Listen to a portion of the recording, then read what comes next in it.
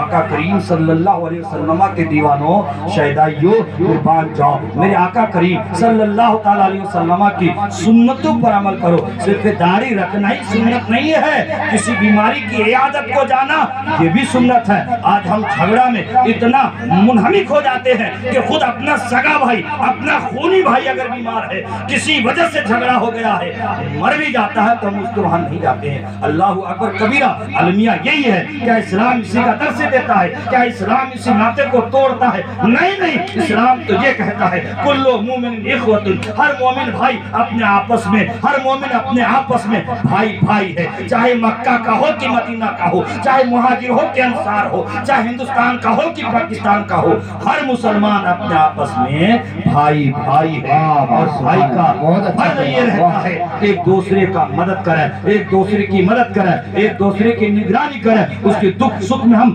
شامل ہو جائیں۔ ہمارے سرجا پوری میں جتنا جھگڑا ہے شاید کہ کسی میں ہوگا پیارے، یہ سب فتنہ و فساد کو چھوڑو، دل کو صاف کرو۔ میرے آقا کریم صلی اللہ علیہ وسلم نے ہم کو یہی تعلیم دی ہے کہ دشمنوں سے گالیاں کھا کے بھی انہیں دعا دو کہ اللہ انہیں ہدایت نصیب عطا فرمائے، اللہ انہیں صحیح سوچ عطا فرمائے، تاکہ کبھی نہ کبھی اپنے جرم سے تائب ہو کر کے وہ راہ راست پہ آ جائے، سیدھے راستے پہ آ جائے۔ میرے نبی کا طریقہ یہی ہے۔ آج ہم وعدہ کر کے وعدہ خلافی کر دیتے ہیں۔ میرے آقا کریم صلی اللہ تعالیٰ علیہ وسلم کے وعدہ خلافی کرنے والوں سنو، آقا کریم صلی اللہ علیہ وسلم ایک مرتبہ جا رہے تھے مکہ المکرمہ کی گلی میں، ایک یہودی کہیں جا رہا تھا۔ اس یہودی نے کہا کچھ سامان رکھ دیا، آقا کریم سے کہا کہ یہ سامان یہاں رکھ کے جا رہے ہیں، آپ نگرانی کیجئے گا، جب تک میں آنا جاؤں تب تک آپ یہیں پہ رہیے گا۔ آقا کریم اس سامان کی نگرانی کرتے رہے، اس کے وعدہ پر وفا کرتے رہے۔ وہ یہودی بھول جاتا ہے، ایک دن کا زمانہ گزر جاتا ہے، دوسرے دن یہودی کو یاد آتا ہے کہ میں راستے میں سامان رکھ گیا تھا، وہاں ایک شخص کو میں نے اپنے سامان کی نگرانی کرنے کے لیے چھوڑ گیا تھا، ہم کو جانا چاہیے۔ واپس جب وہ جاتے ہیں آقا کریم صلی اللہ علیہ وسلم کی بارگاہ میں عرض کرتے ہیں کہ ہم سے غلطی ہو گئی، میں نے آپ کو یہاں رکھ گیا تھا لیکن گھر جانے کے بعد میں بھول گیا، میں آج 2 دن کے بعد آیا ہوں۔ آقا کریم نے ارشاد فرمایا آپ بھول گئے تھے پر میں اپنا عہد نہ بھولا تھا، میں نے آپ سے وعدہ کیا تھا کہ جب تک آپ نہ آ جائیں گے تب تک میں یہاں سے نہ ہٹوں گا، میں یہاں رہ گیا، یہ دیکھنا تھا۔ وہ یہودی قدم مبارکہ میں گر جاتا ہے اور کہتا ہے کہ قسم خدا کی وہ ذات کبھی جھوٹی نہیں ہو سکتی جو ذات ایک یہودی کے وعدہ پورا کرنے کے لیے 2 دن تک اس کے سامان کی نگرانی کرتا رہے۔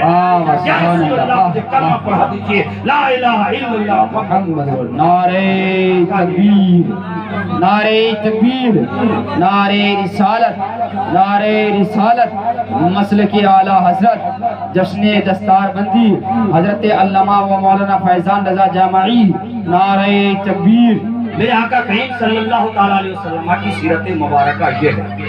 آخری بات میں کہہ کر کے گزر جانا چاہتا ہوں، ٹائم کافی ہو چکا ہے کیونکہ میری ماں اور بہنیں بھی ہیں۔ جب سے سن 2014 آیا ہے تب سے ایک ظالم بادشاہ مسلط کیا گیا، یہ ہمارے کرتوت کے اعمال کے سب کے سب نتیجے ہیں۔ کرونا وائرس لاک ڈاؤن نے سب کو اپنی حیثیت، اپنی اوقات دکھا دیا کہ آج مسجد کے دروازے کھلے ہیں، آ جاؤ، کل تمہارے لیے بند بھی ہو سکتے ہیں۔ آدمی تڑپتا رہ گیا، رمضان میں نماز نہ پڑھ سکا۔ مسلمانوں غور کرو ذرا سا، کسی بھی بات مصلحت خداوندی ہے، اللہ اگر نہ چاہے تو کچھ نہیں ہو سکتا۔ یہ بیماری بھی اللہ کے جانب ہی سے ہے، کوئی امریکہ چین والے کی بس کی کیا بات ہے، کیا ان کی اوقات ہے کہ کوئی بیماری وائرس پھیلوا دے، ایسا کچھ نہیں ہے، یہ رب کی جانب سے ہے۔ ہم امتوں کے لیے، ہم بندوں کے لیے ایک درس عبرت ہے۔ اے لوگوں سنو، ابھی مسجد کے دروازے کھلے ہیں، ابھی مسجد کے دروازے کھلے ہیں، ابھی عبادت کر لو، ہو نہ ہو مسجد کے دروازہ بند ہو جاوے۔ اسی طریقے سے لاک ڈاؤن کے وقت میں مسجد کے دروازہ بند ہو گیا، ہم الوداع کی جمعہ تک نہ پڑھ سکے، رمضان کی تراویح تک نہ پڑھ سکے۔ مسلمانوں غور کرو، ذرا سوچو، ہم چاہ کے بھی اللہ کی عبادت نہ کرے، پیر ہاتھ سلامت رہتے ہوئے بھی ہم مسجد کو نہ جا سکے، تو یہ کیا ہے؟ اللہ کی طرف سے ایک وعید ہے، اللہ کی طرف سے ایک سزا ہے، اللہ کی طرف سے ایک وارننگ ہے، اللہ کی طرف سے ایک آگاہی خبر ہے، اللہ کی طرف سے ایک متنبہ کرنا ہوتا ہے. اے انسانوں ابھی بھی سمجھ جاؤ, ابھی بھی ہوشیار ہو جاؤ. میں نے ایک ہوا کا جھونکا چلایا ہے, تمہارے لیے مسجد کے دروازے بند کر دیے ہیں. کہیں ایسا نہ ہو کہ تمہارے لیے توبہ کی بھی دروازہ بند ہو جائے. اس سے پہلے اپنے گناہوں سے توبہ کر لو, اس سے پہلے اپنے غلطیوں سے معافی طلب کر لو, اس سے پہلے اپنے خطاؤں کو رب کی بارگاہ میں بخشوا لو, اس سے پہلے اپنے لغزشوں کو رو رو کر کے رب سے معافی طلب کر لو. وہ نہ ہو کہیں ایسا وقت نہ آئے کہ تمہیں توبہ کرنے کی مہلت اور وقت بنا میسر ہو. پیارے, یہ کرونا وائرس یہ وقت نے ہمیں بتا دیا مسلمانوں, سیرت مصطفیٰ اپناؤ. میری ماں اور بہنوں ہیں, سن 2014 سے ایک نعرہ گونج رہا ہے, بیٹی بچاؤ بیٹی پڑھاؤ. ہر دیوار میں لکھ رہا ہے, زور و شور کے ساتھ گورنمنٹ اس کو ایشوز بنا کر کے پیش کر رہا ہے, بیٹی بچاؤ بیٹی پڑھاؤ. اور کچھ عورتیں ایسی یہ کہتی ہیں کہ اسلام نے ہم لوگوں کو نقاب اور برقعے میں اور پابندی کر دیا, گھروں کے اندر میں قید کر دیا. نہیں میرے ملت کے نوجوانوں, میری ماں اور بہنوں, قسم خدا کی, اسلام نے ماں اور بہنوں اور عورتوں کے مقام کو اتنا اوج پر پہنچایا ہے, اتنا اعلیٰ و عرفہ بنایا ہے جتنا سوچ بھی نہیں سکتے تھے. میرے آقا کریم صلی اللہ علیہ وسلم کی زندگی مبارکہ کو دیکھیے. آقا کریم صلی اللہ علیہ وسلم جب پیدا ہوئے, ہر بیوہ عورت کو منحوس سمجھا جاتا تھا, منحوس سمجھا جاتا تھا. بیوہ عورت کا چہرہ اگر دیکھ لیا جائے تو کوئی بھی کام میں جاتا تھا تو واپس آ جاتا تھا کہ اب کام ہونے والا نہیں ہے, اس نحوست سمجھی جاتی تھی. لیکن میرے آقا نے ایک بیوہ حضرت خدیجہ الکبریٰ رضی اللہ تعالی عنہا سے نکاح فرما کر کے اس رسم منحوسیت کا خاتمہ کر دیا. اے لوگوں سنو, فی نفس ہی کوئی انسان, کوئی عورت, کوئی مرد منحوس نہیں ہوتا. حیات و موت تو اللہ کی جانب سے ہے. اللہ کے رسول نے شادی فرما کر کے یہ بتا دیا کہ چاہے وہ بیوہ بھی ہو جائے, رب اگر چاہے تو اس کے مقام کو بلند و بالا کر دے. واہ واہ, سبحان اللہ, واہ. بن گئی, تمام مومنوں کی وہ ماں بن گئی. پیارے آقا کریم صلی اللہ علیہ وسلم کے دیوانیوں سنو, آقا کریم کے نام لینے والی میری ماں اور بہنوں سن, آپ کے مرتبہ کو میرے آقا نے کتنا بلند کیا ہے. قسم خدا کی قربان جائیے, جس کے گھر میں لڑکیاں ہیں وہ لوگ کچھ پریشان ہو جاتے ہیں, کہتے ہیں کہ اللہ نے ہمیں لڑکی دی ہے, اب خرچہ بہت زیادہ ہوگا. لیکن آقا کریم کے دیوانوں قربان جاؤ, آقا کریم صلی اللہ علیہ وسلم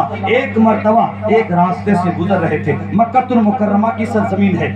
ایک محل کے اوپر سے ایک خوبصورت نوجوان نکلتا ہے. آقا کریم کی نگاہ مبارکہ اس نوجوان پہ پڑتی ہے. بہت ہی خوبصورت تھے, جن کا نام حضرت دہیہ کلبی رضی اللہ تعالیٰ عنہ ہے. اسلام لانے سے پہلے آقا کریم کی نظر جب دہیہ کلبی پر پڑی, آقا کریم نے اللہ کی بارگاہ میں دعا کی, مولا اتنا خوبصورت بندہ تو نے بنایا, پروردگارا اتنا خوبصورت عرب میں بچہ نہیں ہے, اتنا خوبصورت بچہ, بہت اچھا پیارا ہے مولا, یہ نوجوان بہت ہی خوبصورت ہے. مجھے افسوس ہو رہا کہ اگر اسلام نہ لایا تو یہ جہنم میں جائے گا, جہنم کی آگ اسے جلائے گی. مولا ان کے دل میں اسلام کی محبت ڈال دے کہ اسلام قبول کر لے, تاکہ یہ خوبصورت چہرہ جہنم میں جلنے سے بچ جائے. پیارے آقا کریم نے دعا کی, صبح صبح دعا قبول ہو گئی. دہیہ کلبی کے دل کی دنیا بدل جاتی ہے.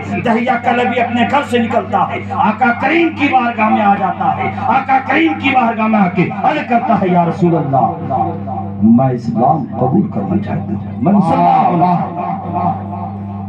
مگر کچھ باتیں ہیں, میں بہت گنہگار ہوں, کیا آپ کا خدا میرے گناہوں کو معاف فرما دے گا؟ آقا کریم نے ارشاد فرمایا, دہیہ کلبی بولے تو صحیح گناہ کیا ہے؟ دہیہ کلبی نے عرض کیا, یا رسول اللہ میں اپنی قوم کا سردار ہوں, میں نے 70 گھروں کی بیٹیوں کو زندہ درگور کر دیا ہے.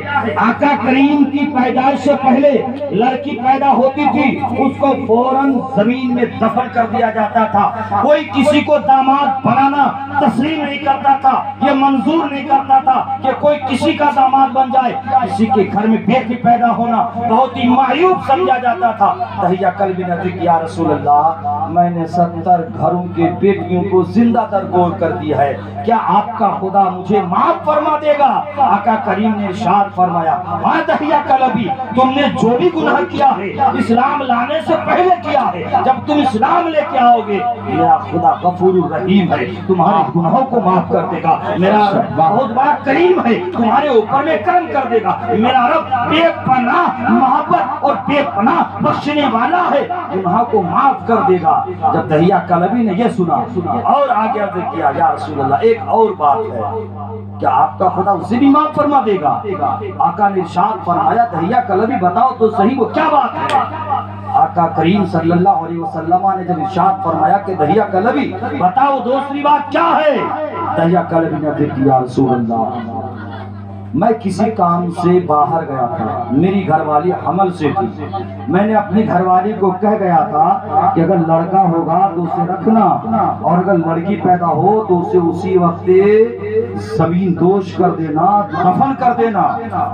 پر جب میں 2 سال کے بعد واپس آیا تو دیکھتا کیا ہوں کہ میرے گھر میں ایک بچی ہے جو گھوم رہی ہے، پھر رہی ہے۔ میں نے جب اپنی گھر والی سے کہا کہ تم نے اپنی بچی کو پیدا ہوتے ہی زندہ درگور کیوں نہ کر دیا تھا، تو میری گھر والی کہی کہ شوہر نامدار بچی بڑی خوبصورت حسین و جمیل ہے، اس کے چہرے کو دیکھ کر کے ماں کی ممتا یہ کبھی نہ چاہتی ہے کہ بیٹی مجھ سے دور ہو جائے اور میں اسے دفن کر دوں، مجھ سے نہ ہو سکا، میں نے بیٹی کو دفن نہ کرا، میری محبت غالب آ گئی، میں نے بیٹی کو دفن نہ کر سکا۔ دہیہ کلبی غصے میں آتے ہیں اور دہیہ کلبی کہتے ہیں کہ میں اپنی قوم کا سردار ہوں، جب میں قوم کی بیٹی کو زندہ درگور کر دوں گا، اپنی بیٹی کو بچا لوں گا، کل قوم ہمیں کہے گی کہ یہ دہیہ کلبی نا انصاف آدمی ہے، انصاف پر آدمی نہیں ہے، یہ دوسرے کی بیٹی کو تو زندہ درگور کر دیتے ہیں، زمین میں دفن کر دیتے ہیں اور خود کی بیٹی کو یہ بچا لیتے ہیں۔ میں نے اپنی بیٹی کا ہاتھ کو پکڑا، میں بیابان میں چلا گیا، راستے میں میری بیٹی مجھ سے کہتی رہی ابا جان مجھے کہیں کھلونا دلانے لے جا رہے ہو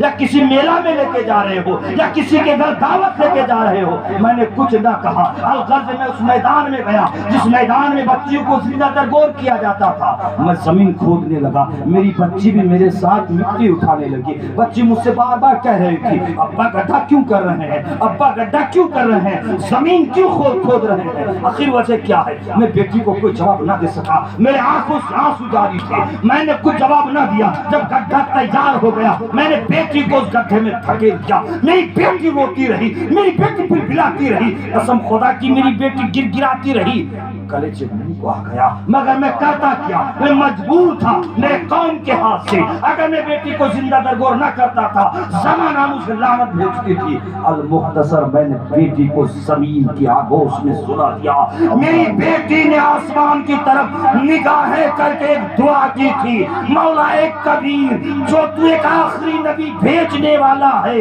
اس نبی کو جلدی بھیج دے تاکہ ہم چھوٹی چھوٹی بچیوں کی زندگی کو وہ بچا سکے، تاکہ عورتوں کے مقام کو وہ بچا سکے۔ میری بیٹی دعا کرتے کرتے اس دنیا سے روپوش ہو گئی، میں نے اس کے چہرے پہ مٹی ڈھانپ دیا، افسردہ ہو کے میں گھر آ گیا کہ آپ کا رب مجھے بخش دے گا۔ آقا کریم کی آنکھوں میں آنسو آ جاتے ہیں، راوی بیان کرتا ہے آقا کریم نے 3 مرتبہ تقریباً دہیہ کلبی کو کہا یہ واقعہ بیان کرو، 3 مرتبہ ہو بہو دہیہ کلبی نے اس واقعے کو بیان کیا۔ آخر میں میرے آقا کریم صلی اللہ تعالی علیہ وسلم نے ارشاد فرمایا ہاں دہیہ کلبی میرا رب کریم ہے، تمہیں بخش دے گا جو بھی تم نے گناہ کیے ہیں، اسلام لانے سے پہلے کیے تھے، اسلام لانے کے بعد رب تمہیں معاف فرما دے گا، لیکن تمہاری بچی کے ساتھ ساتھ میں ایک خوشخبری سن لو، اے میرے صحابیوں سن لو۔ آقا کریم نے ارشاد فرمایا اے میرے صحابیوں سن لو، تم میں سے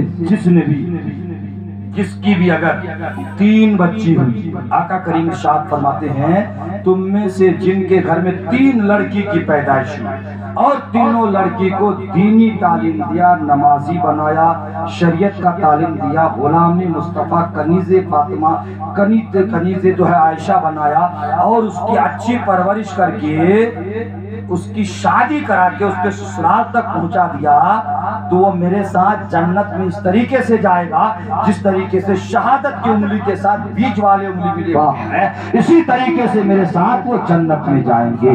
اور ایک صحابی رسول کھڑے ہو گئے، یا رسول اللہ جن کے 5 لڑکیاں ہو تو کیا ہوں گا؟ آقا کریم نے ارشاد فرمائے ہاں میرے صحابی جن کے 5 لڑکی ہو وہ بھی اگر اسی طریقے سے دینی تعلیم دے کر کے اپنی بچیوں کو آراستہ کر کے صحیح تربیت دے کر کے دنیا کے لطشات سے بچا کے دنیا کے فحاشیت سے بچا کے دنیا کے عیاشی سے بچا کے دنیا کے رنگینیوں سے بچا کے اچھی تعلیم دے کر کے اس کو اگر اس کو سسرال تک پہنچا دے گا تو وہ بھی میرے ساتھ جنت میں۔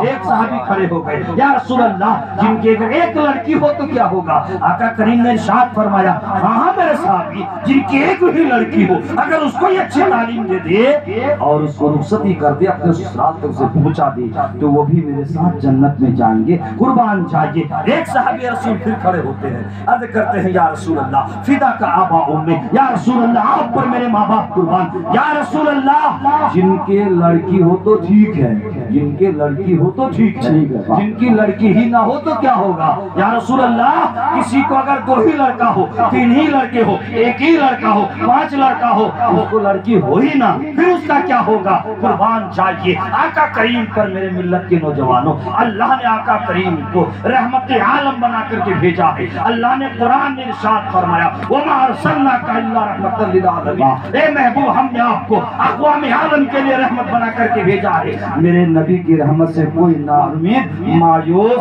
دور، چھٹکارا نہیں رہ سکتا۔